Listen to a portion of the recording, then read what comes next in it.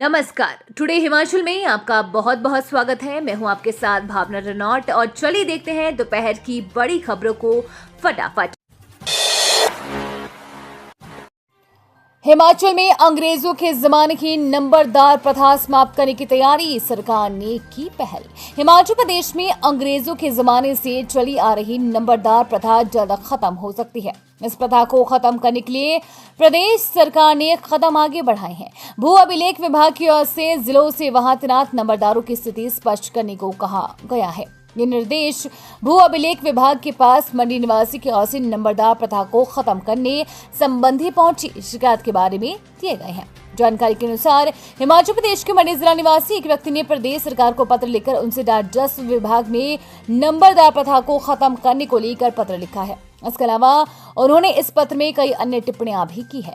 पत्र में उन्होंने सरकार को अवगत करवाया था कि नंबरदार प्रथा का वर्तमान में कोई औचित्य नहीं रह गया है, क्योंकि आजकल कोई भी नंबरदार हिमाचल प्रदेश भू अभिलेख नियमावली 4 में नंबरदारों के वर्णित कर्तव्यों और दायित्वों का निर्वहन नहीं कर रहा है। वो न तो संबंधित गाँव में जाकर राजस्व एकत्रित करता है और न ही सरकारी संपत्ति पर अतिक्रमण करने और गांव के लोगों से संबंधित जानकारी राजस्व अधिकारी को उपलब्ध करवा रहा है। वहीं उन्होंने तर्क दिया कि वंश के आधार पर चलने वाली ये नंबरदारी प्रथा आज के दौर में पूर्ण रूप से गलत है और इसे तुरंत ही समाप्त किया जाना चाहिए।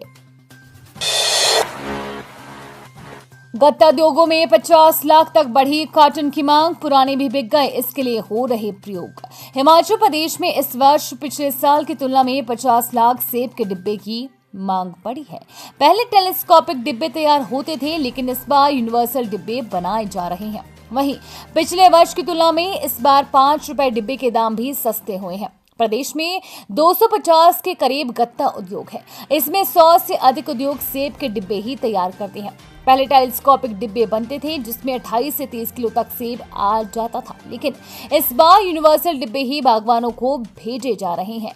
इस डिब्बे में 20 किलो ही सेब आता है। ऐसे पिछले वर्ष जहां पर 2.5 करोड़ सेब के डिब्बे लगे थे, वहीं इस बार ये 50 लाख बढ़कर 3 करोड़ तक पहुंच गए हैं। CPRI की आलू की 3 किस्मों का पीएम मोदी ने किया लोकार्पण। केंद्रीय आलू अनुसंधान संस्थान शिमला की ओर से विकसित आलू की 3 नई किस्मों का रविवार को प्रधानमंत्री नरेंद्र मोदी ने भारतीय कृषि अनुसंधान संस्थान नई दिल्ली में लोकार्पण किया। कुफरी चिपसोना 5, कुफरी भास्कर और कुफरी जामुनिया पर CPRI के वैज्ञानिक साल 2013 से काम कर रहे थे। CPRI की कुफरी चिपसोना सीरीज की चिपसोना 5 का लोकार्पण हुआ है। प्रोसेसिंग सेक्टर की मांग को ध्यान में रखकर इसे तैयार किया गया है। नए पद भरने का इंतजाम, जांच के फेर में फंसा हजारों का परिणाम। हिमाचल प्रदेश में नवगठित चयन आयोग के तहत कंप्यूटर बेस्ड टेस्ट पायलट भर्ती का नतीजा अभी तक घोषित नहीं हो सका है। वहीं सरकार ने पिछले 2 महीनों में विभिन्न विभागों में करीब 2000 पदों को भरने का निर्णय लिया है।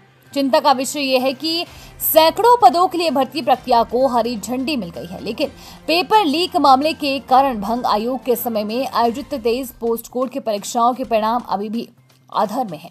अब हिमाचल प्रदेश राज्य चयन आयोग को इन 23 पोस्ट कोड की परीक्षाओं के परिणाम घोषित करने का जिम्मा सौंपा गया है। पेपर लीक मामले की जटिलताएं इस कार्य को और भी कठिन बना रही है। राज्य विजिलेंस ने 903 और 939 पोस्ट कोड मामले में दर्ज FIR में नामजद अभ्यर्थियों का ब्यौरा मांगा है, ताकि परिणाम घोषित किए जा सके। इसी प्रकार की औपचारिकताएं अन्य पोस्ट कोड के परिणाम घोषित करने में भी आयोग को अपनानी होगी। पेपर लीक मामले के कारण हजारों पदों पर नियुक्तियों का इंतजार अब भी जारी है।